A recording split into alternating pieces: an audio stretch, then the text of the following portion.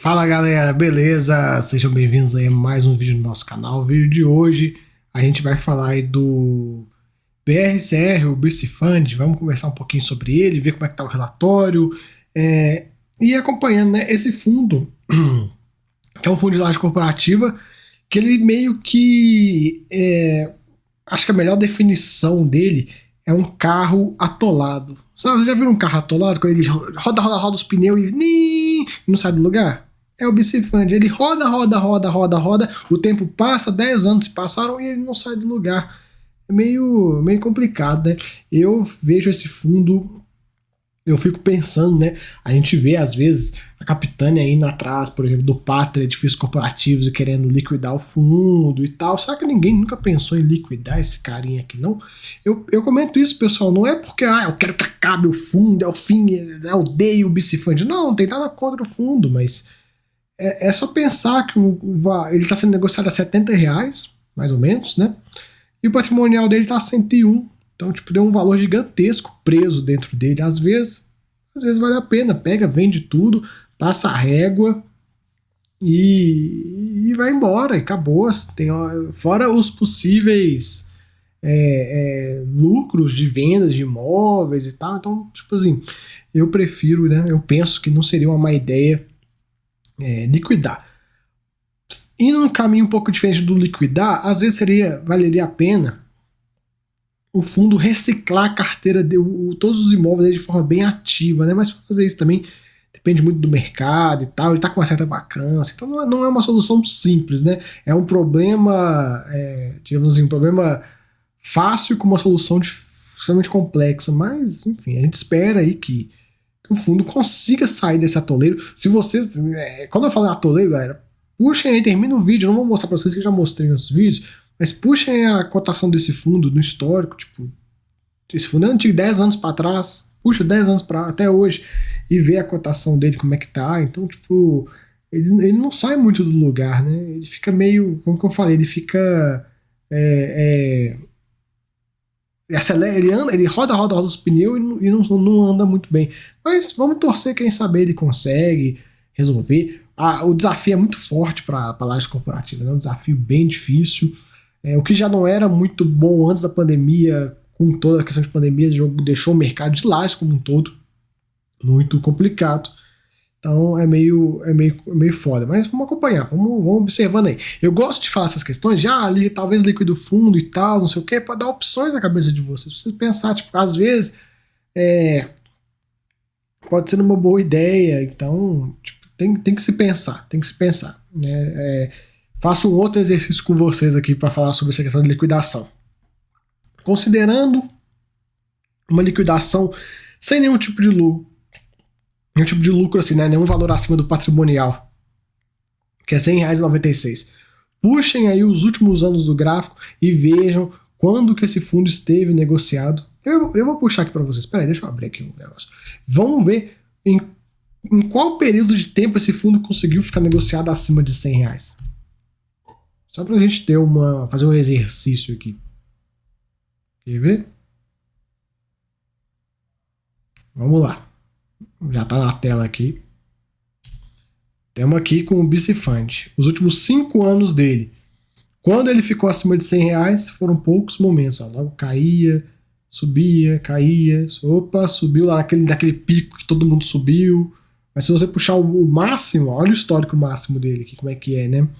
Então você pega assim, não teve muitos momentos que ele ficou sendo negociado acima de R$100. Então, às vezes, todo mundo que nos últimos, sei lá, desde 16, quem entrou no fundo, pagou aí abaixo de R$100, né? Um ou outro vai ter que pagar mais caro e tal, mas a grande maioria pagou abaixo de R$100 nesse fundo. Então, olha só, às vezes, para todo mundo que está nesse fundo, o melhor caminho pode ser esse.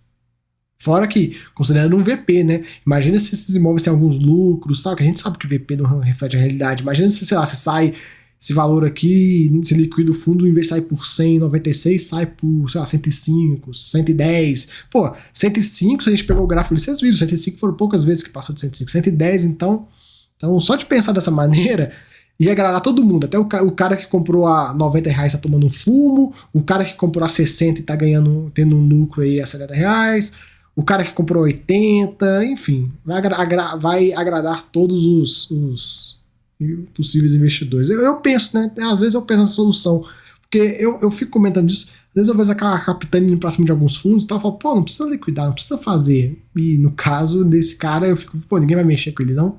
Claro, BTG, né? Alguém vai comprar briga com o BTG a respeito disso. Enfim. O mês dele aqui, a gente teve 2 novas locações, bom isso, uma área mais ou menos de 3 mil e poucos metros quadrados, muito legal, muito bom isso aí, indo devagarinho, mas ao mesmo tempo também a gente teve uma rescisão aí de 500 metros quadrados, pelo menos no frigir dos ovos teve aí uma redução de vacância, né? Isso aí que importa. Vamos lá, alguns indicadores e tudo que ele traz aqui pra gente. Tem muito o que comentar. Um ponto só que eu achei legal, ó, se você pegar aqui o cap rate implícito do fundo, hoje 6,9, incluindo as áreas vagas 8,7. Aí tem os valores em relação ao valor de mercado, né? Enfim. A questão da evolução do valor da cota, né? E o patrimonial que vem caindo também, né? Já esteve lá a 2020 a 106. Enfim, olha só, desde 2020 os valores. Ele não foi negociado acima de R$90. Então, foi o que eu falo. Às vezes pode ser uma boa ideia. O número de cotistas e tudo mais, desempenho financeiro operacional, ele está aí com uma vacância financeira de 19%, uma vacância física de 24%. Entenda-se que se tem a vacância financeira menor do que a física, porque existe uma área que tem aí um dispositivo de RMG, né, que ajuda a diminuir, né, porque ele está com área de fato 24%, e dessa área de 24% tem uma pequena área que tem receita, né. Ele traz os gráficos de vacância, né? Aqui em novembro para dezembro foi quando ele comprou, ele até adquiriu o Torre Almirante, que veio vazio para dentro do fundo. Isso é uns pontos, pessoal. Fica tendo algumas negociações que não fazem sentido. Você vai comprar um prédio vazio, seu fundo já sofre com vacância, não vamos comprar um prédio vazio. Claro, teve aquele negócio que ele fez no passado, que ele fez um desembaraço com os imóveis do fundo, um negócio assim horroroso. E aí ele fez quase que, a grosso modo, uma operação compromissada com os fundos dele, os imóveis dele, enfim, foi uma zona. Qualquer dia eu quero pegar e estudar essa situação com bastante propriedade para passar para vocês aí, para a gente conversar e entender de fato bem o que aconteceu. Tem alguns vídeos aí na internet que comentam, mas eu quero fazer o meu, então quem sabe um dia eu faço aí para a gente comentar. Composição da FFO, que é o resultado recorrente do fundo. Foi 44 centavos, valor inferior ao mês anterior dado ao termo de carência de uma das tranches da obrigação do referente ao Diamond Tower. Olha só, hein? O recorrente do fundo caiu para 44 centavinhos por conta. O fundo distribuiu 47. Se preparem para pode ser, né, que o patamar de distribuição do fundo caia para 44. Então, vamos acompanhando aí. A gente vê a DRE dele aqui.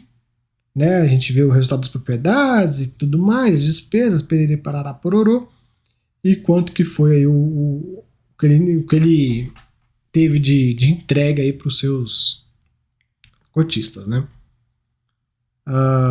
Aqui questão de portfólio, a gente vê aí muita vacância. Eu já comentei até uma vez, né, é engraçado comentar que esse fundo vive o metaverso das lajes, porque os imóveis que ele tem no Rio estão com a vacância muito baixa, né? É até curioso isso, né? Realmente é o contrário. Realmente São Paulo não tem vacância e o Rio tem vacância. Nesse caso, não. Os imóveis do Rio estão até alugados, em parte, né? Tem um ou outro tem vacância. E em São Paulo, muito imóvel vago. Isso é um ponto que até pra mim é uma certa preocupação. Porque imóvel em São Paulo vago, galera, é porque a localização não é das melhores, né? Enfim. Aqui um pouco da questão do reajuste, tudo pelo IPCA, grande parte pelo IPCA, bastante contrato típico, né, normal de fundo de laje. Vencimento dos contratos você pode ver aqui, só lá em 24 que vai começar, tem um pouquinho a mais, e aqui um pouco do portfólio dele a gente vê aí cada um dos prédios e tudo, os imóveis lá do Rio.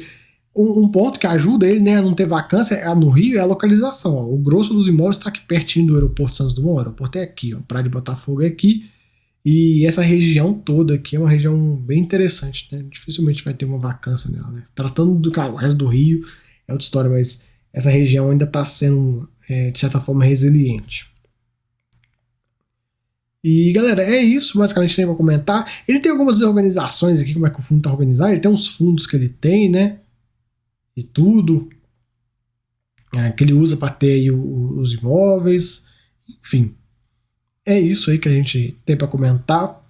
Quem sabe, né, ele fazer algum movimento, sei lá, listar, eu não sei se esses fundos são todos listados, mas listar esses fundos e desovar as cotas, entregar aí para as pessoas físicas pegar essa bomba e manter só o que ele tem diretamente, não sei. Galera, sinceramente, como eu falei, né, é um problema muito complexo, então não tem solução simples aí para ele, mas vamos avaliar, né, quem sabe sai alguma coisa boa, ele consegue resolver o problema dele da vacância, mas a situação desse fundo aí, ela se arrasta, não é de hoje, né? Enfim.